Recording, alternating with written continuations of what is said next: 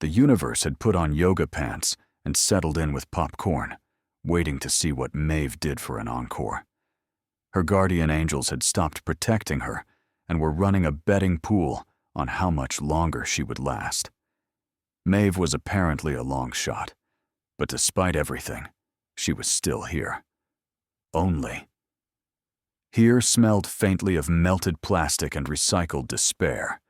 They had thrown her in a cell, which she could only assume was the cosmic equivalent of bonus content for whoever was watching. The lights flickered with the lazy commitment of a bulb that refused to die out of spite, the kind of blink that made you think the ship was gaslighting you on purpose. The hum of life support droned in a minor key. I haven't had maintenance since the last ice age. She sat up on the narrow bench and took inventory. No restraints, no guards, no briefing. Just a door that was not going to open itself, and, in the far corner, a mass. It shimmered. Not moved, shimmered, like heat over asphalt, jelly-like. A faint, bioluminescent blush chased itself across the surface and dissolved. "Fantastic," Maeve said dryly. "I have a roommate." The mass pulsed. Not sound, not words, more like a feeling. Hope, apology, an oddly specific fondness for ripe fruit. Maeve squinted. Boy? Girl? Blob? I'm not going to judge. Another ripple of sensation, recognition, surprise, tentative delight. A filament extruded, reached toward her like a question, then collapsed against invisible resistance with a sad hiss. Containment, she muttered. 4 emitter nodes glowed in the corners of the ceiling, a haze shimmering where fields overlapped. The thing, her thing, was being kept in blob state. Ornamental jelly. Museum piece. Wrong museum. Fine, she sighed. You need a name. Something dignified, or at least pronounceable. She grinned. Kevin. The blob pulsed brightly, almost eager, like it understood and approved.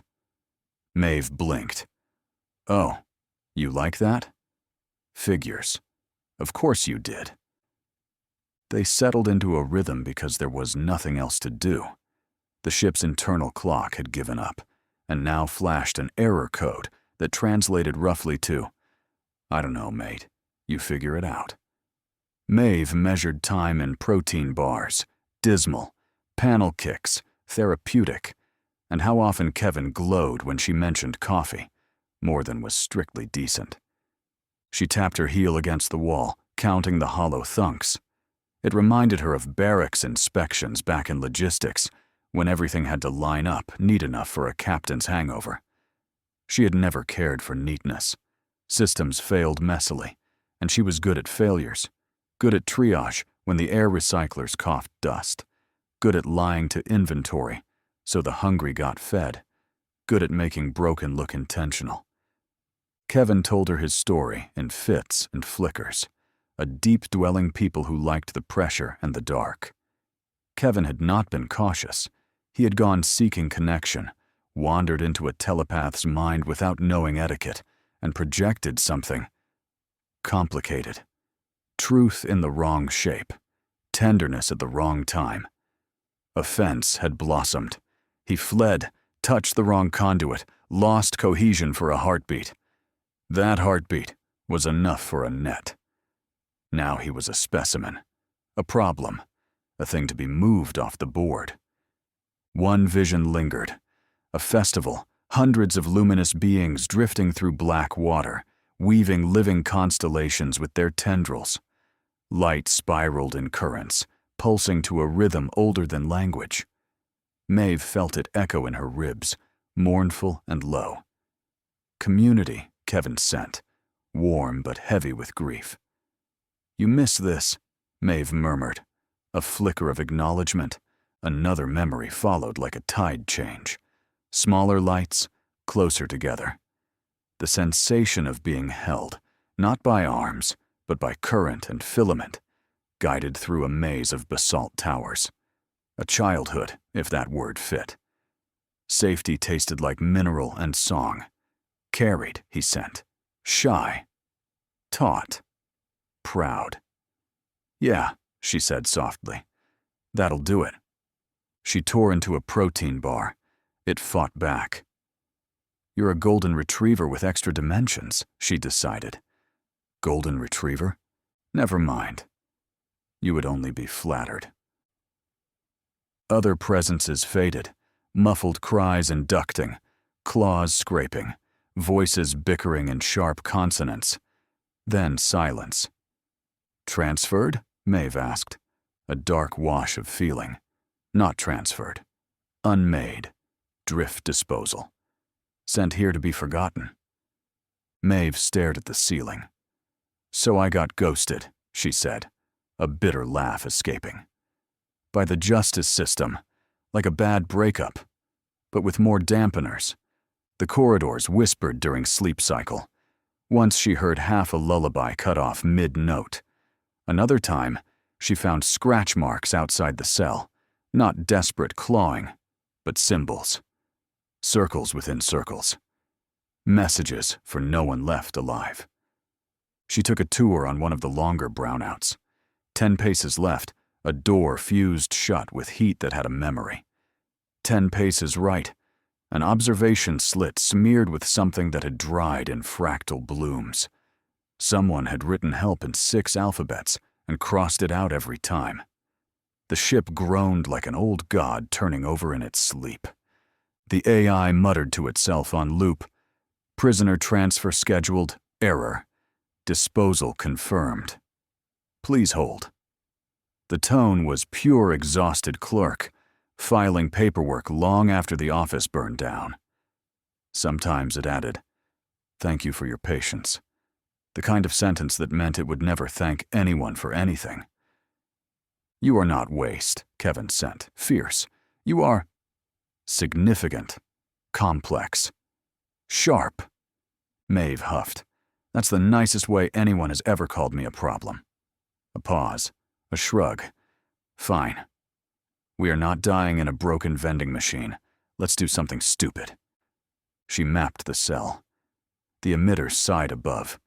Kevin stretched too far, snapped back, color shuddering with pain. Sorry, she muttered. I will be cleverer. You already are. You smell of ozone and confidence. Maeve grinned. Best compliment I have had in months. She tested with hardware. Bolt, panel, shoe. The bolt rang. The panel sulked. The shoe made her look ridiculous. Kevin tried to help by pulsing in rhythm. The field pulsed back like a metronome with contempt. The ship shuddered, a bone-deep quiver.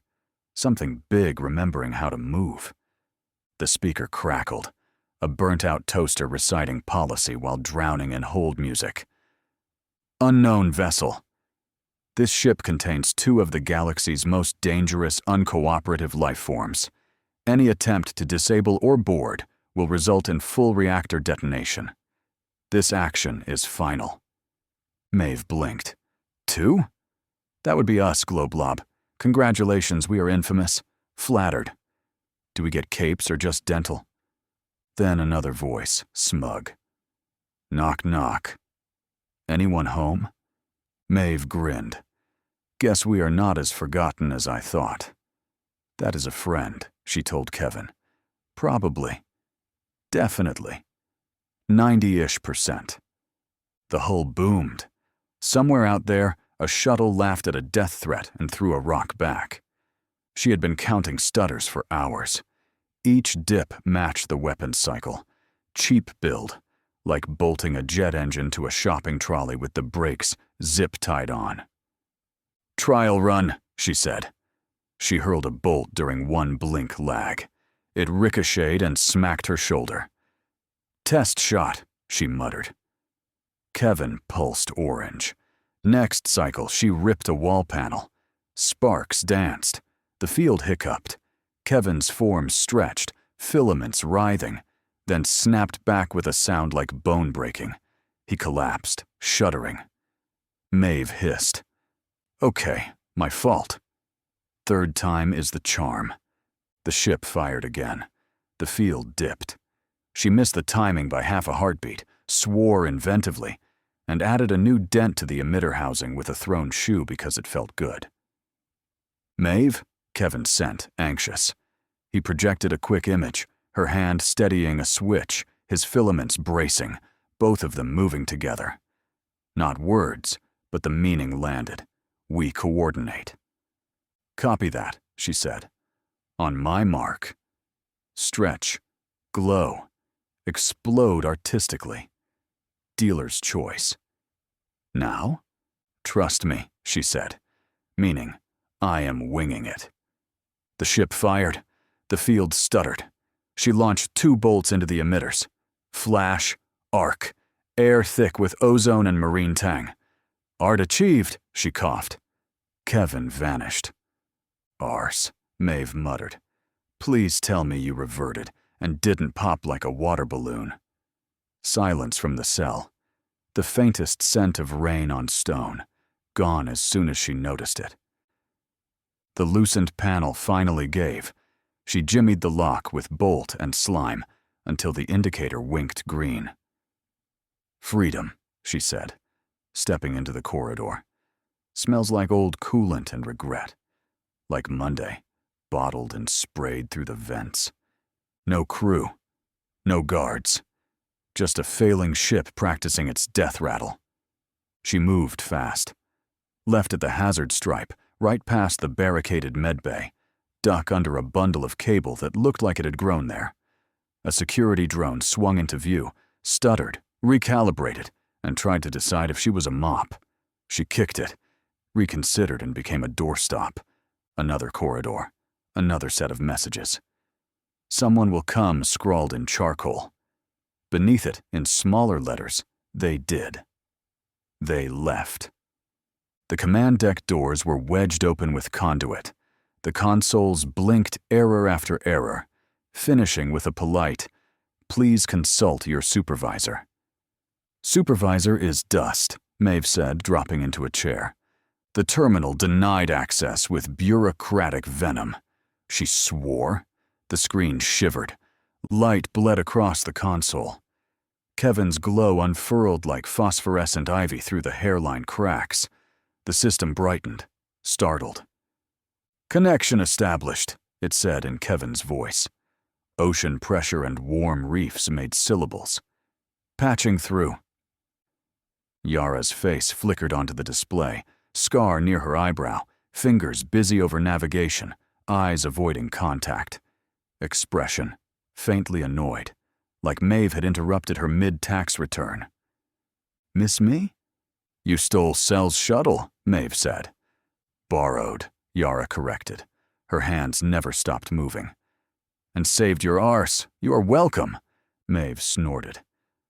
"He will skin you alive." "Not if I give it back with cup holders," Yara said, deadpan. A panel somewhere on her end beeped like it was trying to be brave. "Did you name it yet?" Maeve asked. "The shuttle." "The blob." "I assumed you would," Yara said. "You collect strays." "His name is Kevin," Maeve said, daring the universe to argue. The console pulsed blue-green, pleased. They traded the short version. Kevin had not slipped. He had been invited to a diplomatic head of state. Certain factions called him too dangerous. They rerouted him here. Disposal by neglect. Maeve, too, had been a prize. Death worlder in a cage, feather in someone's cap. One of Yara's ghost contacts caught wind. She came alone. With Cell's baby. "Allegedly," Yara said when Maeve arched a brow. "Definitely," Maeve replied. Yara glanced off screen. "Heads up. Their point defense is firing like it owes someone money." Maeve popped her neck. "Perfect. I needed to keep draining the grid." "You are doing something ill-advised, aren't you?" "I'm doing something effective," Maeve said, which was not the same thing. "Fine. I will keep them busy. Try not to scratch Cell's paint."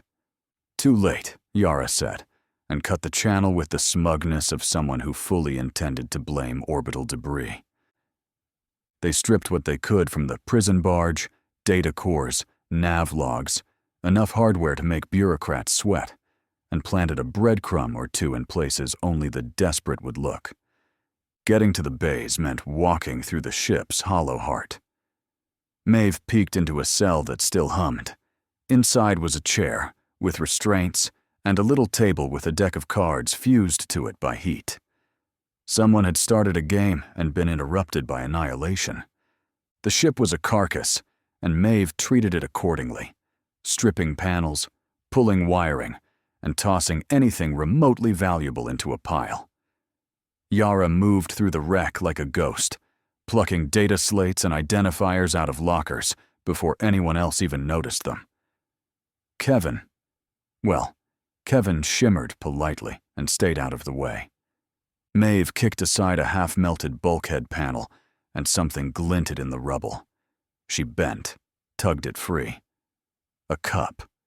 Metal, faintly iridescent, etched with spirals that looked more ceremonial than practical. The thing had survived fire, plasma, and at least one very bad day. She turned it over once, unimpressed, then shrugged and shoved it into her pack. Not worth much, probably, but intact. In a galaxy where intact was rarer than breathable air, she wasn't about to leave it behind. "Find something useful?" Yara asked, voice flat, half buried in a console. "Not unless you're thirsty," Maeve said. She didn't elaborate. The pile of salvage grew. Power cells, coils, ration bricks. Enough to keep them breathing until the next terrible idea. Maeve tugged her pack closed, gave the wreck one last glance, and headed for the exit.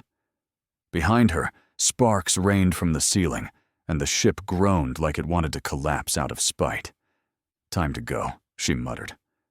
On the way back, she found Kevin's dampener schematics in a maintenance cache. Old, ugly, built by a culture that believed in lids more than jars. She pocketed them for later blackmail, which was also called diplomacy if you were smiling. When Maeve brought the shuttle around to the diplomatic world he had been denied, the sky was a handsome shade of money. Towers like polished shells helixed up from plazas designed to make you feel small. The approach controller cleared them with a tone that said, "We regret your existence. Please do not make a mess." They touched down with a whisper and the kind of creak that meant Cell would have opinions. At the docking ramp, Kevin paused. He projected an image of a handshake. The proportions were wrong. Too many fingers. Too much glow. Maeve barked a laugh. Not bad. Points for effort. He tried again, bless him. This time a hug, except it involved 3 spirals and a full body wrap that would have snapped a lesser species in half. Maeve put a palm on the glow and nudged it back. "Maybe start with nodding," she said. She demonstrated a nod. He mirrored the motion, filaments bobbing like seagrass in a current. Ridiculous. Perfect. He pulsed blue-green, embarrassed and proud, and drifted toward the diplomats waiting like polished knives. He paused again at the threshold and sent one last picture. Maeve, Yara, the stolen shuttle, a line drawn between them and the word home rendered as a feeling. It tasted like iron and coffee. Maeve looked away first. Her throat itched with words she did not say. She sealed the hatch and gave the order to break orbit. She does not do goodbyes before caffeine. They climbed toward the black. Planets always tried to look innocent from a distance. It never took. "Nice to know humans are still the galaxy's biggest red flag," Maeve said as stars stretched.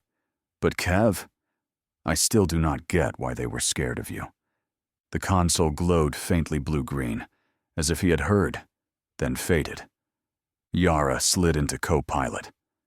"I logged the salvage," she said, "under your least incriminating alias." "Oh, good," Maeve said. "The one with the outstanding parking fines." "You have 8 of those," Yara said, checking the scope. "And a library ban." They started it. "The library?" They charged for pencils. Silence, except for the soft, relieved hum of a ship that was no longer trying to kill them. Maeve kicked her boots up. Humans will pack bond with anything. Even sentient gelatin? Yara asked. Especially sentient gelatin. Hell, we used to bond with rocks if you drew faces on them. Please do not start collecting rocks, Yara said, deadpan. Cell's storage locker is full. I will label them. Enrichment. Rocks do not need enrichment. You say that now. They let the banter sit, easy as warm tea. Ahead, the navigation markers blinked like patient eyes. Behind them, a derelict drifted without witnesses and without the people it had swallowed. The shuttle carried them onward. A stolen shuttle to return, a furious pilot to placate, and the awareness the galaxy had made a mistake. It had let the weirdos meet, like giving a toddler matches and then acting surprised about the fire. And far away, beneath the pressure-dark ocean of Kevin's homeworld, the sea boiled.